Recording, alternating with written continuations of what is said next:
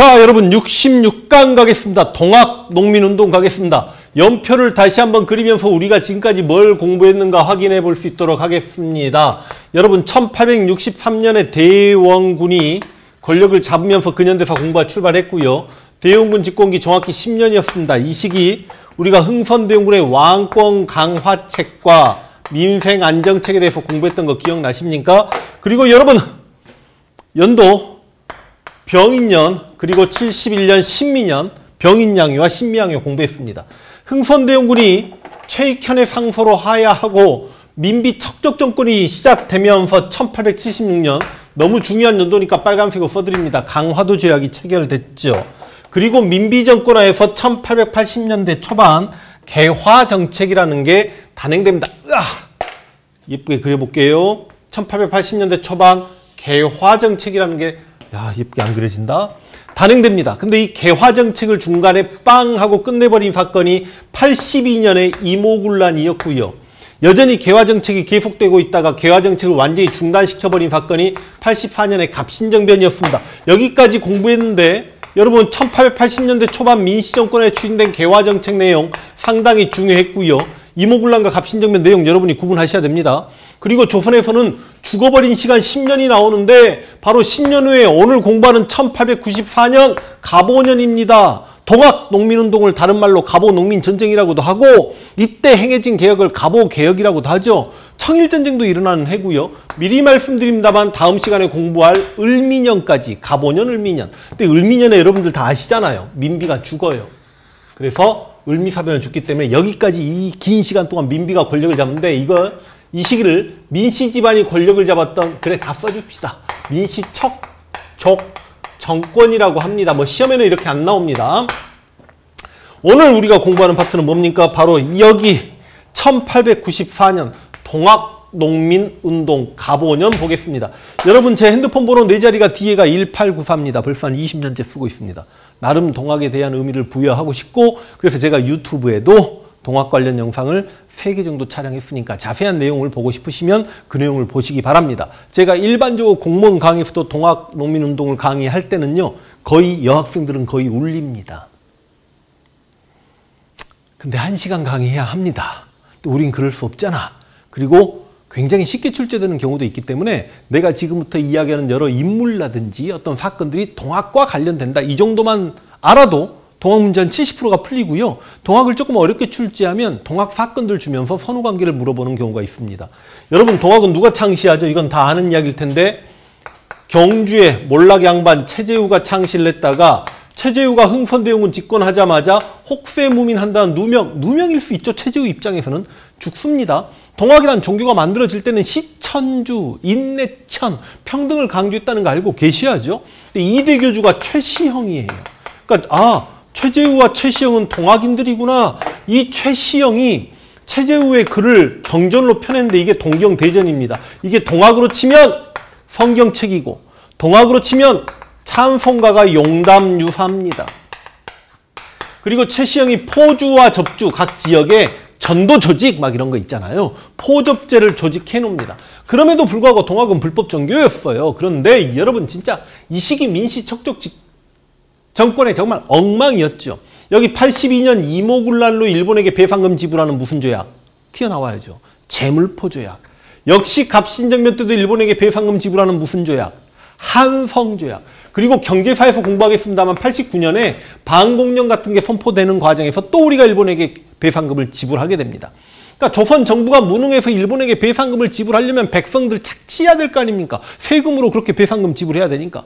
백성들의 삶은 점점 힘들어지고 거의 세도정치기 이전보다도 매감매직이 더욱 심했던 때입니다. 그러니까 동학인들은 점점 숫자가 불어나니까 자신감을 갖고 이 1893년과 92년 이 무렵에 무슨 운동을 전개하냐면 교조 신원운동이라는 걸 전개합니다. 교조가 누구죠? 종교 할아버지 최재우의 신원, 원통함을 펼신자 운동. 이 운동을 많이 중요하진 않습니다만 원래는 수험학설 공부하면 알아야 되는데 삼내에서 집회를 열었다가 복합상소라고 해요. 복합상소라고 어디까지 한양까지 올라와서 우리 종교를 좀 인정해 주세요. 그런데 민비가 이때 놀란 거야. 동학인들이 갑자기 궁궐 경복궁 앞에 꿇어 엎드려서 전하 통촉하여 주시옵소서 하다 보니까 놀라가지고 너희들 고향으로 돌아가거라. 너희 종교 자유 인정해 줄게. 그래서 동학인들이 너무 신나서요. 막 고향으로 돌아왔는데 아이고 민비가 어떤 여잔데 이때 서울에 올라와서 복합상소했던 사람들 다 잡아 죽이라는 척살령을 내립니다. 그러니까 잡히는 동학인들도 있었을 것이고 탈출해가지고 이들이 충북 보은에 모여서 이제 민비 시발 하는 거죠. 이게 바로 3대 집회 복합상소 보은 집회인데 그냥 이런 게 1894년 직전에 있었다. 그 정도만 우리는 알아도 될 것 같습니다. 그런데 생각지도 못하게 동학은 우발적으로 생각지도 못한 곳에서 터져버립니다. 전라북도 고부에서 터지는데요. 고부에서 밀란이 일어나요, 여러분. 고부에서 밀란이 일어나. 이때 고부 군수가 누구였냐면 조병신 육갑이라는 놈이 있었습니다. 조병갑 이름을 잡아주셔야 돼요. 이 고부가 굉장히 곡창지대인데 이 조병갑이 원래 임기가 끝났음에도 불구하고 임기를 연장시켜버리고 그 전부터 탄간오리여서 백성들은 기분이 나빴는데 만석보라는 저수지를 만들게 했습니다. 그런데 백성들을 저수지 만드는데 동원을 시키면 백성들 입장에서는 야 그래 나중에 물이 많이 필요로 할 때 우리가 저 저수지를 활용하겠군. 그런데 나중에 물값, 물세를 받아버립니다.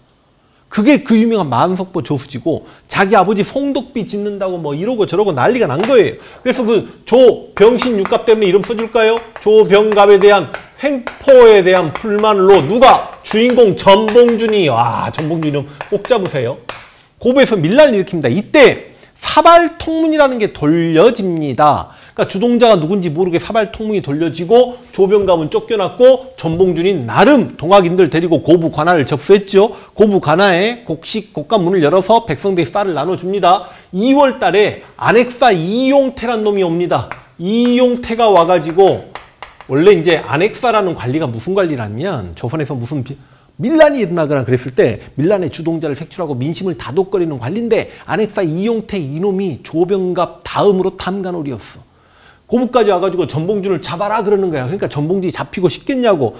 전봉준이 싫어하면서 제대로 봉기를 하니 그걸 우리가 동학의 1차 봉기라고 합니다.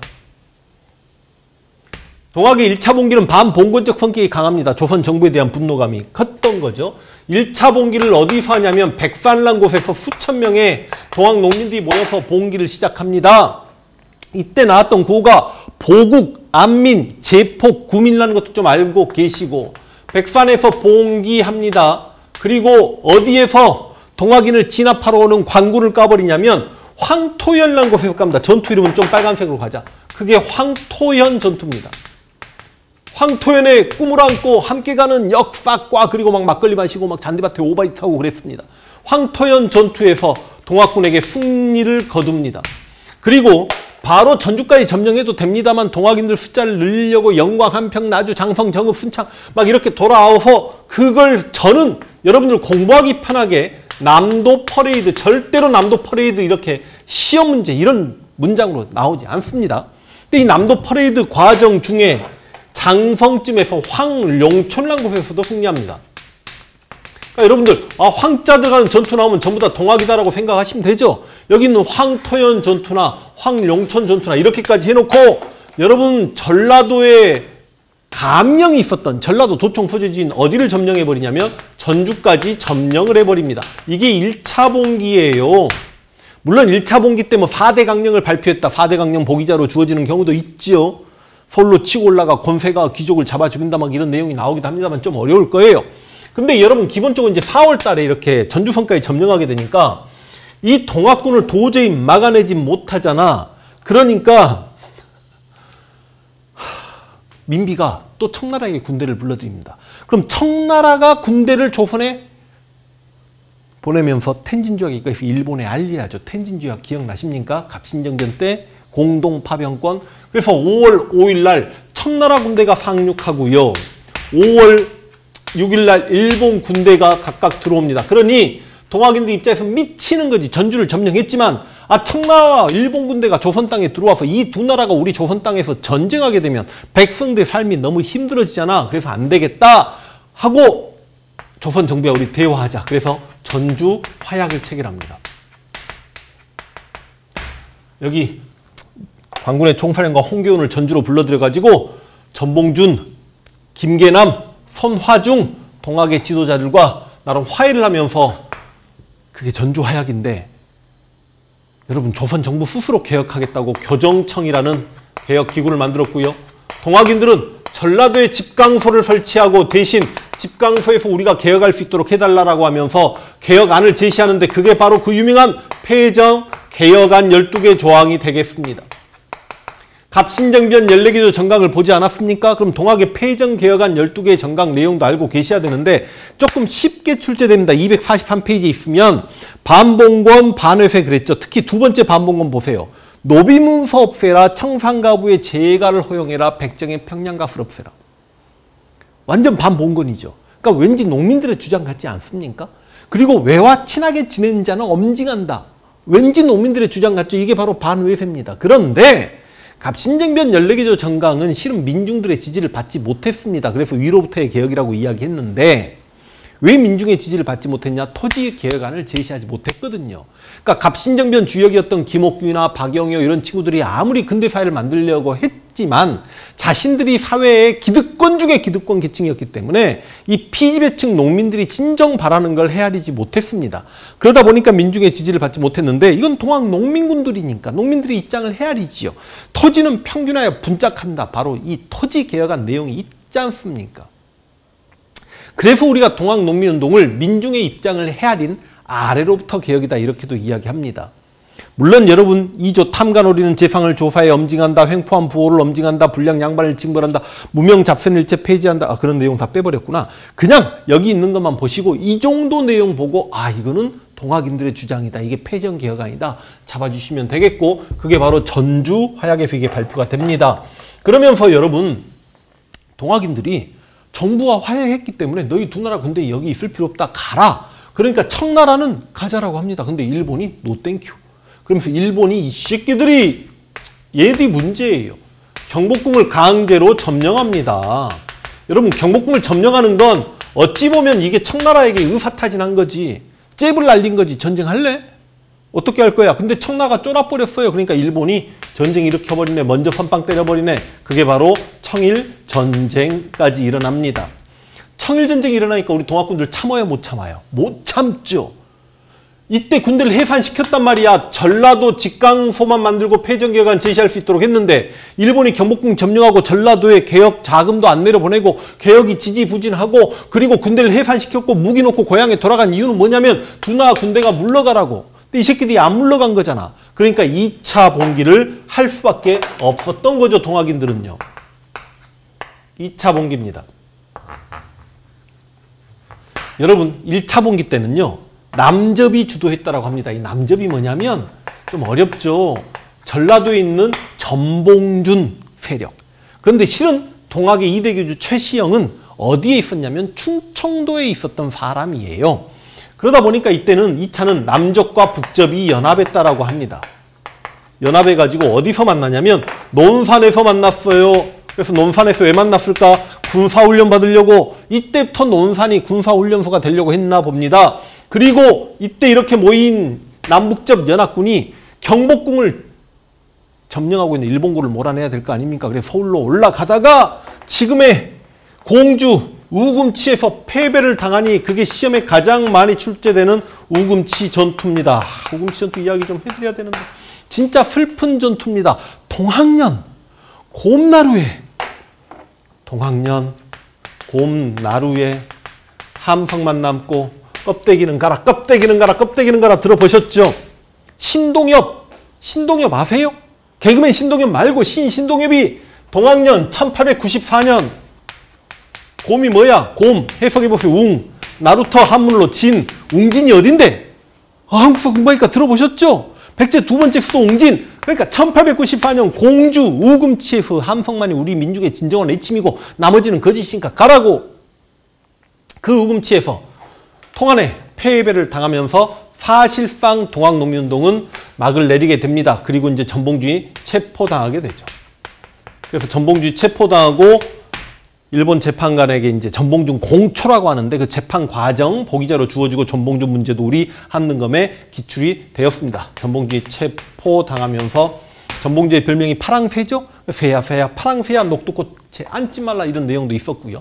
굳이 시기를 이야기하자면 다 이게 1894년인데 1월이 고부 밀란이에요.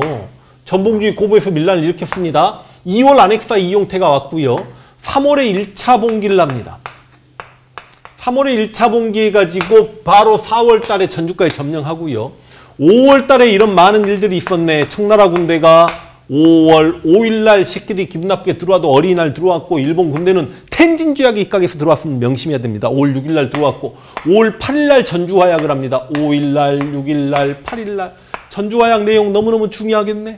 그리고 6월 달에 쪽발이들이 경복궁을 점령했고요. 7월 달에 청일전쟁이 끝내 발발합니다. 그리고 9월 달에 그래서 농민들이 참지 못하고 2차 봉기했고 11월에 우금치에서 이렇게 패배를 당합니다.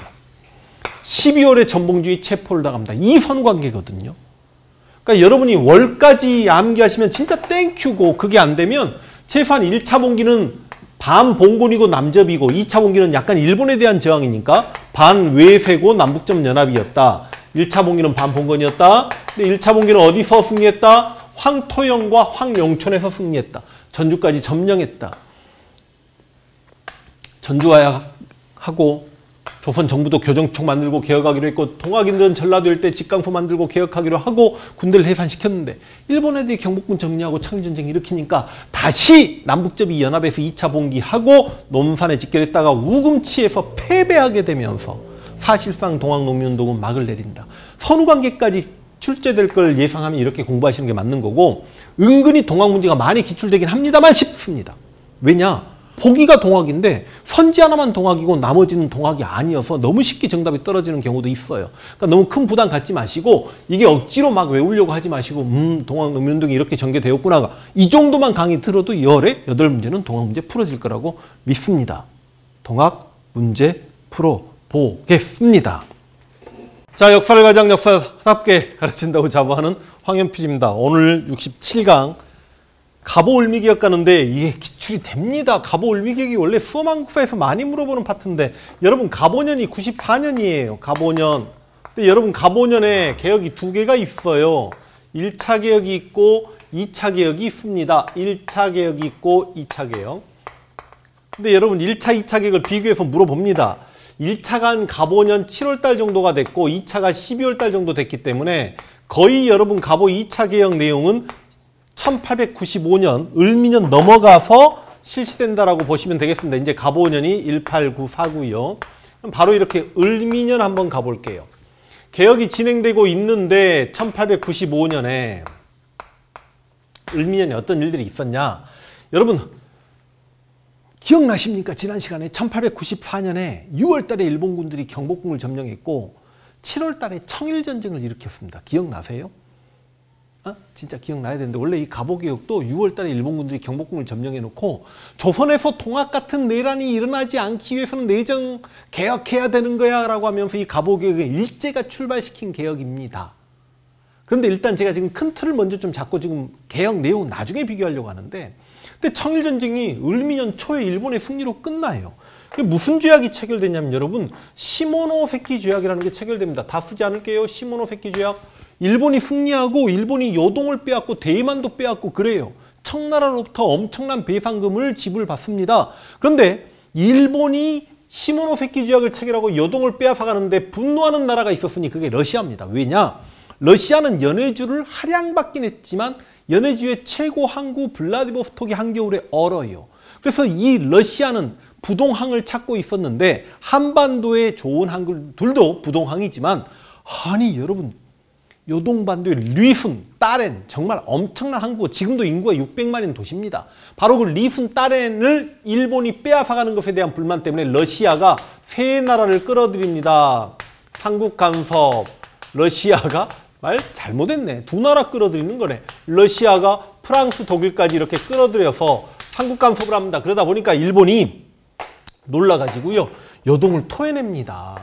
그러니까 이제 국제사회에서 러시아 힘이 일본보다 강한 걸 알게 된 거야. 누가? 민비가. 민비는 청일전쟁 때도 청나라 오빠 화이팅하고 막 무당 불러서 진짜 굿도 하고 난리도 아니었습니다. 그런데 일본이 이겨버리니까 민비는 너무너무 슬펐는데, 일본 입장에선 청나라 오빠보다 더욱더 코가 튼튼한 오빠, 새로운 오빠, 러시아 발견. 그래서 러시아 세력이 그대로 조선까지 영향력을 행사하게 되니 이래서 김홍집의 칠러내각이 만들어집니다. 그래서 일본 입장에서는 요동은 러시아에게 양보했지만 어찌 조선마저 양보한단 말이냐. 러시아 세력을 끌어들인 게 민비니까 민비를 죽이겠다. 을미사변을 단행합니다. 작전명 여우사냥. 역시 제가 유튜브에 을미사변 영상 한 60분? 아니 60분 아니다. 20분짜리 2개? 한 40분짜리 영상을 찍어놨으니까 자세히 보실 수 있도록 하고, 지금 한능검 준비하신 여러분들은 을미사변이 어떤 역사적 사건인지, 삼국간섭이 왜 생겨난 사건인지 그걸 여러분이 알고 계시면 되는 거고, 을미사변 이후에 을미개혁을 단행합니다. 또 김홍지 칠러내각인데, 친일내각인데, 이제는 이 친일내각에서 여러분들 뭐 한능검 공부하는데 뭐 칠러내각 이런 게 중요하겠습니까? 여기서 개혁을 해요. 이 개혁이 바로 무슨 개혁일까? 을미개혁입니다. 개혁. 지금 보면 1차, 2차 파란색이었잖아요. 개혁. 이게 을미개혁이라고. 근데 을미개혁 때 미리 말씀드립니다만 상투를 자르자는 단발령이 있었어. 그래서 을미사변과 을미개혁의 단발령 때문에 의병까지 일어납니다. 그게 무슨 의병이야? 을미의병. 다음 시간에 또 공부하겠죠. 의병은 따로. 그러다 보니까 얼마나 혼란스러운 시기입니까? 그러니까 고종이 무섭다고 나는 경복궁에 있을 수가 없어. 러시아에게 몸을 의탁할 거야 하고 러시아 공사관으로 몸을 튀어버리니, 그게 러시아 공사관으로 몸을 의탁하는 그 해가 바로 진짜 조선이 국제사에서 병신되는 진짜 병신년이에요. 갑, 을, 병정, 무기경심계, 자축인묘, 진사, 오, 미, 신유술의 병신년 1896년에 아관 파천하면서 갑오 을미개혁은 끝나게 됩니다. 이런 사건들이 바로 이 갑오년과 을미년에 있었음을 알고 계시면 되고, 지금 제 책 246페이지 보면 막 춘생문 사건이라든지 정동구락부라든지 이런 건 너무 어렵습니다. 한능검 공부하실 때 읽어만 보시고요. 그런데 이제 간혹 가다가 시험제가 어렵게 기출될 때 이 개혁 내용까지 물어봐 버리니 그게 우리를 참 힘들게 합니다. 그래서 안 할 수도 없고 어떻게 할까요? 갑오 1차 개혁은 이제 영상 편집으로 가겠습니다. 내용이 너무 많아요. 정치면에서 개국이라는 연호를 사용합니다. 그냥 개국 연호 사용, 그러니까 조선나라에서는 처음 연호 사용했구나라고 생각하시고, 원래는 수험항수에서 국내부 설치게 굉장히 시험에 많이 출제되는데, 그러니까 민비의 정치 참여를 막기 위해 왕실 사무와 정부 사무를 금한다는 국내부가 설치되기도 합니다. 그리고 누가 뭐라 해도 갑오 1차 개혁의 하이라이트는 반봉건적 개혁인 사회면에서 개혁이죠. 신분제도가 폐지됩니다. 시험에 너무너무 많이 출제됩니다. 바로 이 갑오 1차 개혁 때 신분제도가 폐지되면서 우리는 평등사회로 이제 전환하게 된 겁니다. 신분제 폐지는 다른 말로 노비제 폐지라고 합니다. 신분제 폐지, 노비제 폐지 너무 중요하고, 나머지 조혼금지, 연자제 금지, 고문 금지, 형벌 금지, 그리고 여성의 재가 허용, 이런 것들이 바로 갑오 1차 개혁의 반봉건적 개혁이고, 그냥 여러분 눈으로만 보십시오. 뭔가 경제적 느낌이 나면 전부 다 갑오 1차 개혁됩니다. 조세의 급납화, 음보니아 폐제, 도량형 통일, 재정의 일원화. 다 갑오 1차 때예요. 됩니까? 근데 여러분 가장 중요한 건 갑오 1차 개혁 때는 누구였냐면 김홍집 내각이었습니다. 이 김홍집이라는 사람이 총리인데 이때 뭐가 만들어지냐면 궁국기무처라고 해가지고 일제가 강제로 만든 타율적 개혁기구에서 방금 그 갑오 1차 개혁을 다 주도했다는 거. 실제로 한능검에 궁국기무처 보기자로 주고 이곳에서 했던 개혁 내용 골라라 해서 갑오 1차 골라야 되는 문제도 있었습니다. 총리 김홍집이 여기에 총재였겠죠. 그러니까 여러분 혹시 기억나십니까? 동학농민군과 정부가 화해해서 조선 정부도 스스로 개혁하겠다 교정청을 만들었었는데, 그 교정청을 없애버리고 바로 타율적 개혁기구인 궁국기무처가 만들어져서 이런 많은 개혁을 했던 건데, 실제로 일제는 궁국기무처를 만들어 놓고 관심을 갖지 않습니다. 우리 조선의 개화 관료들이 오히려 더 많은 개혁을 해버린 겁니다. 궁국기무처에서 조선의 개화 관료가 많은 개혁을 해버리니까 일제 입장에서는 조선이 진짜로 많이 개혁을 하게 되면 불안하잖아. 조선의 진정한 아름다운 개혁을 일본이 원했을까? 그래서 여러분 전쟁의 승기를 잡은 일본이 궁국기무처를 없애야 되겠네. 친일판명을 데리고 와서 조선의 내정 개혁에도 더욱 간섭을 해야 되겠네. 그래가지고 김홍집에 박용효를 데리고 옵니다. 갑신정변 때 주역이었던 박용효 기억나십니까? 그래서 김홍집과 박용효의 연립내각이 만들어지는데, 이때는요 궁국기무처를 폐지시킵니다. 그러니까 갑오 1차 개혁은 군국기임처가 주도했고 갑오 2차 개혁 때는 군국기임처가 폐지된다라는 거. 진짜 너무 어렵다. 이 갑오 2차 개혁 때 고종은 종묘에 나가서 독립서거문을 읊었고 교육입국조서라는 것도 반포해서 이런 학교를 세우겠습니다라는 약속도 했고 갑오 1차 개혁의 내용을 껴안고 홍범 14조를 반포하기도 합니다. 이게 다 갑오 2차 개혁 때예요.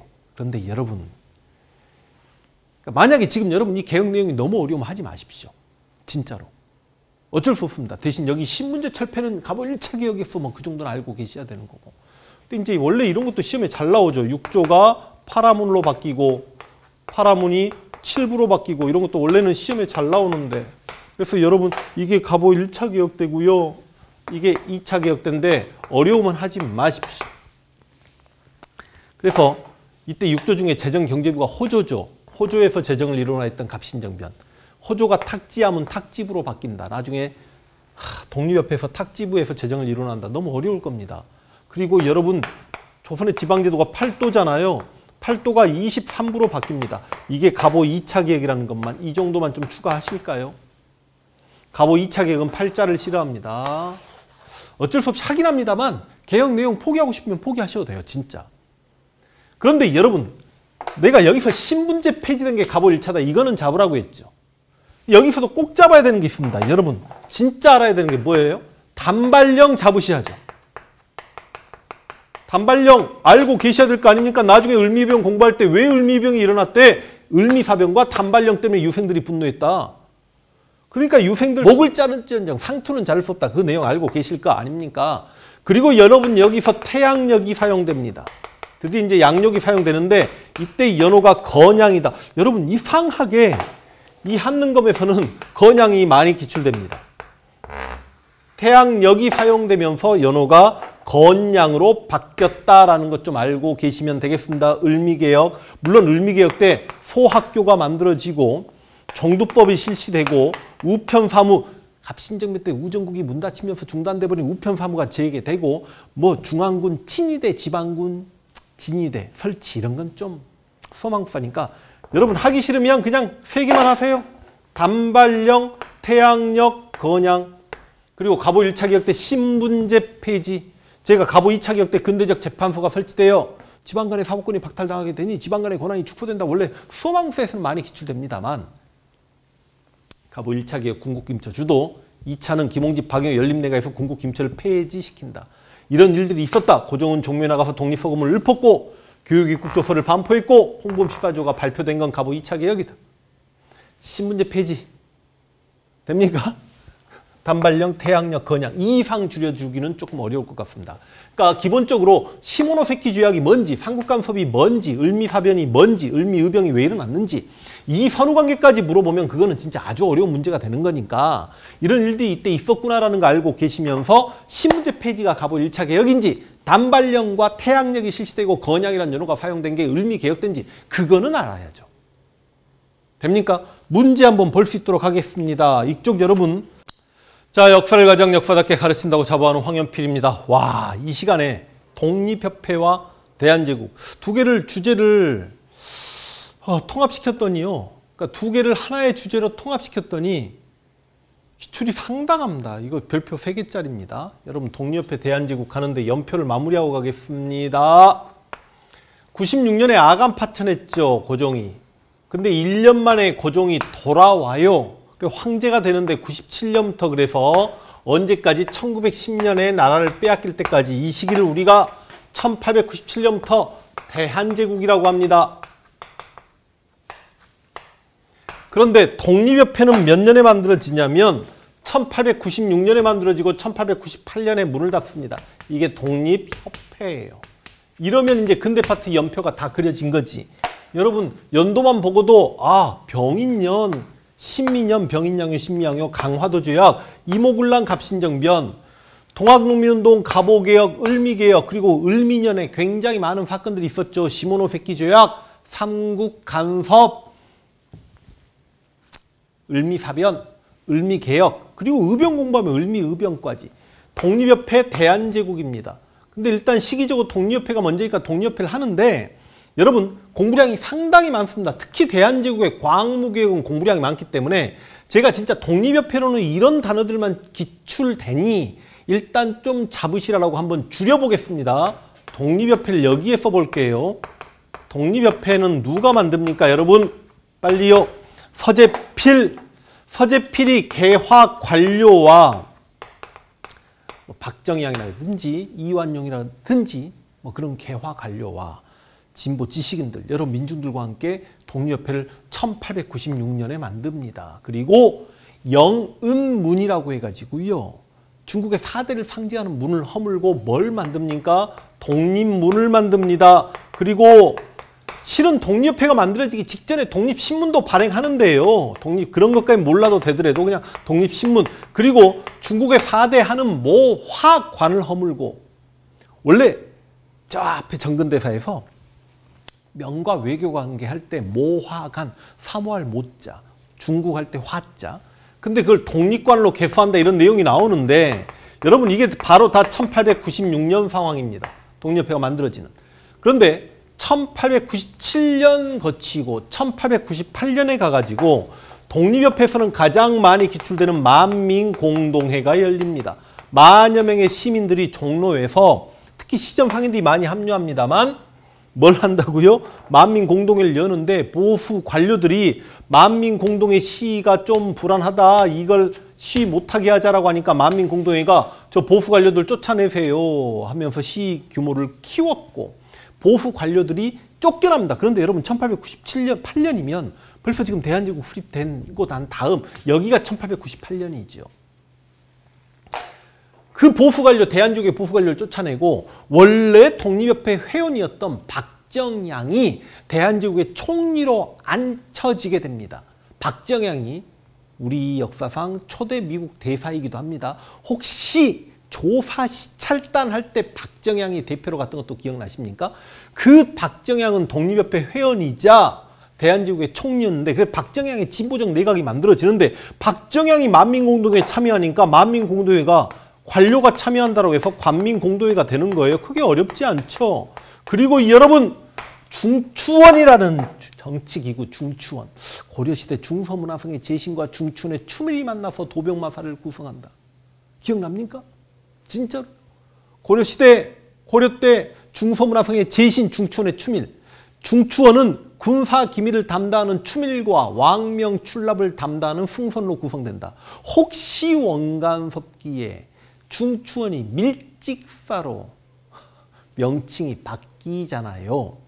기억나시냐고. 그 중추원이 다시 살아나요. 그래서 여러분 관민공동회에서 중추원 관제를 반포합니다. 이 중추원 관제라는 게 뭐냐면 바로 중추원을 의회로 만들겠다라는 거예요.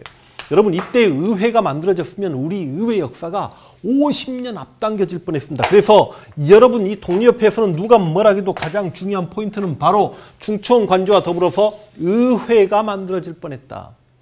이제 여러분들 뭐 이렇게까지는 시험에 나오지 않겠습니다만 의회가 만들어지려면 의원이 선출돼야 되는데 50명의 의원 중에 25명은 고종이 임명하는 관선 의원이고 나머지 25명은 독립협회 회원들 중에 27세 이상의 남자들만이 선거권을 가져서 민선 의원이 선출되는 겁니다. 이게 그러니까 우리 역사상 최초잖아요. 이게 가장 시험에 잘 나오는 단어일 수밖에 없는 거죠.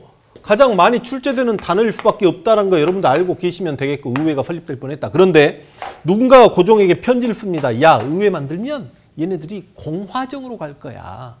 황제국과 제국이 아니라 공화정으로 나라가 바뀌면 황제 죽이는 거 알지? 그러니까 고종이 깜짝 놀래가지고요. 어떤 단체를 만들어냅니까? 황국협회를 만들어냅니다. 황국협회는 보부상들을 중심으로 해서 만들어진 단체인데 이 황국협회가 어디를? 만민공동회를 공격해요. 왜? 이제 관료들도 고종이 독립협회를 해산시키려는 의지를 알고 계시니까 관료가 빠지면 만민공동회가 되는 거 아니야. 황국협회는 어떤 친구들 데리고 만든 정치적 단체야?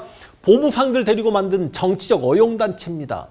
이 황국협회가 만민공동회를 공격해서 독립협회가 그대로 황국협회 때문에 해체되게 됩니다. 이게 전부 다 몇 년 상황이냐면 1898년 상황인데 진짜로 여러분 이게 1898년 상황이냐는 게 시험에 출제가 됩니다. 아 진짜로요. 예를 들어서 대한제국은 1897년에 수립이 되고 대한국 국제라고 대한제국의 헌법은 1899년인 거 공부하게 되는데 그 사이에 이런 일들이 있었니? 이렇게 물어보기도 하고요. 만약에 만민공동에서 고종의 황궁을 요구한다. O야 X야. 여러분 고종의 황궁, 고종이 아관파천 러시아 공사관로 갔다가 1년 만에 돌아온 걸 이제 지금 오늘 이 시간에 대한제국 공부할 때 공부할 거거든요. 그리고 나서 98년에 만민공동회인데 무슨 만민공동회? 벌써 고종은 집에 돌아와 있어서 황제가 돼 있는 상태인데 고종의 황궁을 요구할 수는 없는 거 아닙니까? 그래서 여러분 독립해서 서재필란 이름 석자 그리고 독립문까지 사진자료로 기출될 수 있고 만민공동회가 가장 많이 기출되면 알고 계시고 의회가 만들어질 뻔했으며 특히 중추원 관제에 박정양 이름 기억하시고 박정양 사진자료 나갔을 겁니다. 그리고 황국협회 때문에 해체됐다. 이 포인트만 잡으시면 됩니다. 어렵게 출제되지 않으니까요. 이렇게 독립협회를 마무리 지어버리겠습니다. 진짜 중요한 포인트. 서재필, 독립문, 만민공동회, 중추원 관제와 함께 의회 설립, 황국협회 때문에 해산. 그러면 이제 대한제국을 우리는 또 가볍게 들어갈 수 있지 않습니까? 공부량 지금 많이 줄입니다. 여러분 대한제국 보시면 장난 아니죠. 250페이지 가시면 이게 수어망수와 공부하시는 분들은 이 정도 내용을 다 알고는 있어야 되고 그 다음 우리도 기출이 되니까 제 입장에서는 내용을 다 빼기는 솔직히 어려웠습니다만 여러분 대한제국을 공부할 때는 아관파천 1년 만에 고종이 돌아왔다. 아관 파천한 게 언제였습니까? 아관 파천한 게 1896년이었죠. 1년 만에 돌아오는데 어디로 돌아오냐면 지금의 덕수궁인 경운궁으로 돌아옵니다. 1년 만에. 1년 만에. 그리고 고종이 뭘 만드냐면 시험에 잘 나옵니다. 사진자료 황궁우 나갈 겁니다. 황궁우보다 더 시험에 잘 출제되는 게 원구단이죠. 황궁우는 거의 출제 안 돼요. 미안해요. 이거 두 개가 만들어진데 특히 원구단을 다른 말로 환구단이라고도 하는데 이 환구단에서 황제 즉위식을 거행합니다. 그러니까 무슨 말이냐. 고종이 아간 파천한 지 1년 만에 돌아왔는데 벌써 청일전쟁에서 청나라가 일본에게 패했기 때문에 우리가 청나라 속방일 필요가 없는 거야. 그래서 여러분 대한제국은 칭제건원합니다. 황제 즉위식을 바로 이 원구단, 황구단에서 거행했다고요. 사진자료로 가장 중요한 포인트 벌써 이야기합니다. 아간파천 1년 만에 돌아서 원구단 만들었고 황제 즉위식을 했다. 그리고 연호를 사용했다는 이야기죠. 건원이라는 건. 그러니까 건원이라는 건 1897년 바로 이 1897년을 원년으로 삼겠다는 뜻 아닙니까? 대한제국이 1897년에서 1910년까지니까 이 1897년이 원년이 되는 거야. 그럼 연호를 사용해야 되겠죠? 그 연호가 뭔데? 연호가 바로 광무입니다. 그래서 대한제국 정권을 다른 말로 무슨 정권? 광무정권. 대한제국 개혁을 무슨 개혁? 광무개혁. 어렵지 않죠? 근데 광무개혁 내용이 한 20개가 돼. 그럼 어떻게 다 공부해요? 제가 줄여드려야죠. 광무개혁. 와 미치겠다. 광무개혁은 구본 신참을 표방해요. 구본 신참. 옛것을 근본으로 하고 새로운 걸 참조한다. 뭐랑 비슷하냐면 1880년대 초반 원공 개화파도 이렇게 개화정책할 때 동도서기 기억나시죠? 우리 정신질서 가치관 제도. 종교 이런 건 건드리지 말고 과학기술이나 이런 것만 받아들이자. 그러니까 옛것을 근본으로 하고 새로운 걸 참조하는 점진적 개혁을 하려고 했던 게 바로 대한제국의 광무개혁입니다. 이제 정치면에서, 외교면에서, 경제면에서, 사회면에서, 군사면에서 이거 어떻게 다 공부하겠냐고. 여러분 이게 소화가 되겠습니까? 다시 한번 이야기하지만 우리는 상대평가가 아니라 절대평가. 그러니까 제가 진짜 시험에 잘 나오는 것만 먼저 할게요. 진짜입니다. 광무개혁 내용을 여기다가 시험에 진짜 잘 나오는 것만. 근데 옆에서 삐져나와서 기출될 수도 있어요. 일단 여러분 대한국 국제를 기억하십시오. 이게 대한제국의 헌법입니다.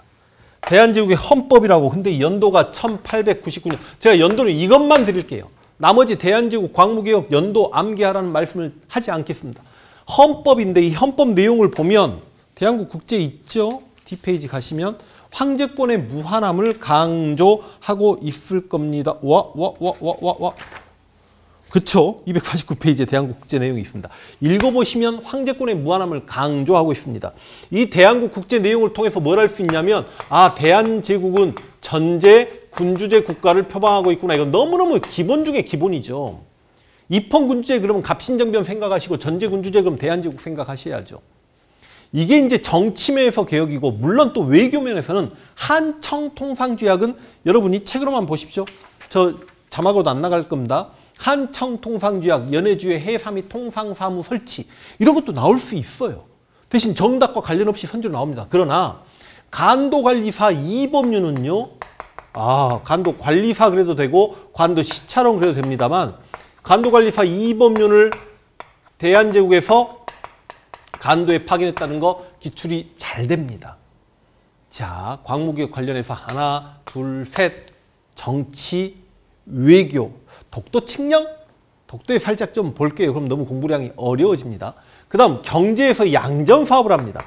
양전사업을 하면 태종 이방원도 양전사업했고 광해군도, 그 다음 흥선대원군도, 그리고 대한제국도 양전사업을 했는데, 이 양전사업 해가지고요, 최초의 근대적 토지 소유 증명서인 지계를 발급합니다. 와, 살떨리게 중요한 거 했습니다. 여러분, 지계 발급. 최초의 토지 소유 증명서입니다. 기출문제 보다 보니까 한능검에서 이 지계가 몇 년부터 몇 년까지 그것까지 물어봤더라고요. 근데 여러분, 이 지계는 최초의 근대적 토지 소유 증명서인데 전국적으로 실시되지 못해요. 왜 그렇냐? 널전쟁 이후에 중단이 됩니다. 그러니까 널전쟁 이후에 실시되지 못해서 전국적으로 실시되지 못했다. 그 내용을 알고 있냐고까지 물어봤어요. 널전쟁으로 중단, 여러분 표시를 하십시오. 지계가 경제가 지급이 있으면 널전쟁 때문에 전국 실시되지 않는다. 그리고 이제 뭐 외국인에게도 발급하지 않았다, 이런 내용까지 있습니다. 그리고 원래 대한제국의 광무개혁은 경제 내용이 많습니다. 당연히 외국의 유학생들 파견하겠지요. 근대적 학교, 공장, 은행, 회사 이런 거 만들겠지요. 양잠도 장려하겠죠. 근데 그런 것들 다 합친 것보다도 양전사업에서 지계 발급했다를 참 많이 출제합니다. 그리고요, 여러분 대한국 국제 내용도 있습니다만 군사면에서 황제가 완전히 군사권을 장악하는 원수부를 설치합니다.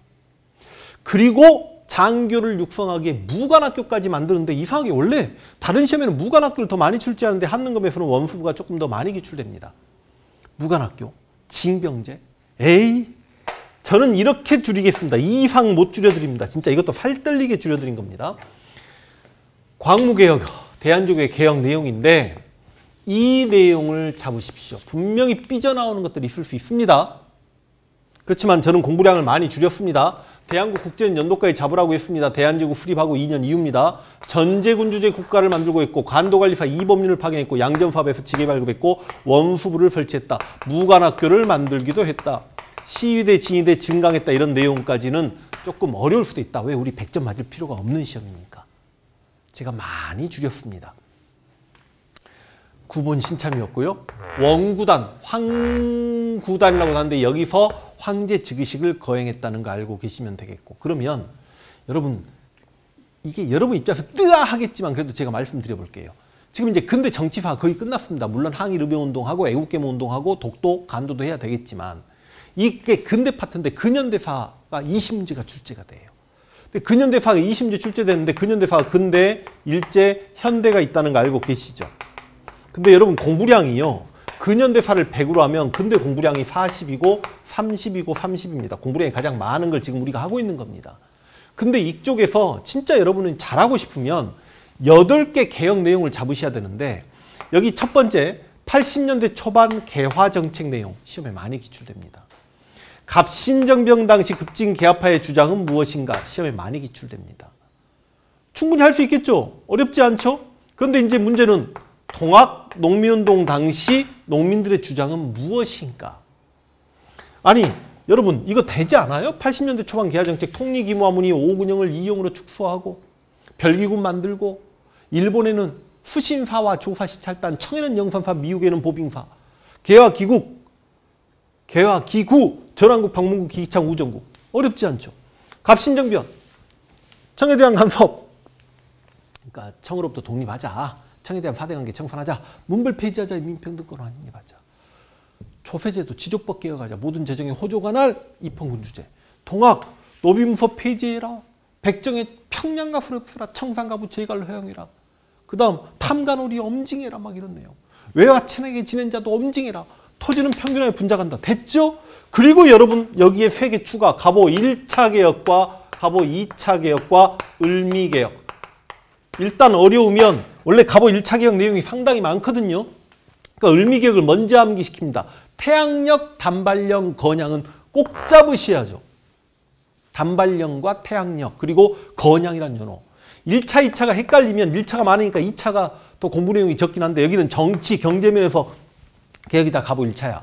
대신 신문제 폐지가 갑오 1차인지는 알고 계셔야죠. 그리고 여러분 다 됐네. 오늘 이 시간에 독립협회는 뭐 하려고 했어? 만민공동회 만들었고 의회 설립하려고 했잖아. 수업하다 보니까 이렇게 빠진 게 생각나잖아요. 만민공동회는 뭐 하려고 했냐면 이권 수호운동을 전개하려고 합니다. 특히 이권을 많이 가지고 있었던 나라가 어디냐면 만민공동회 당시에 아간 파천했을 때 이 시기에 러시아가 많이 이권을 가지고 있었기 때문에 러시아가 부산 앞바다의 전용도를 빌려 쓰겠다, 조차하겠다.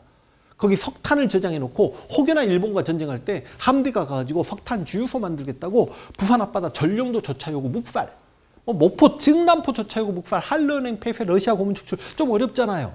만민공동회는 이권 수운동을 하려고 했다고.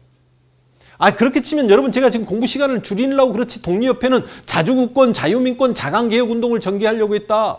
항일의회운동을 무시했다. 막 이런 것도 그 다음 반청, 반너적 성격을 띠지만 친일친미적 성격도 가지고 있는 게 독립협회였다. 독립협회는 여성교육에 관심을 가지고 순성여학교를 만들었다. 너무 어렵잖아요. 제가 지금 다 죽여버린 겁니다.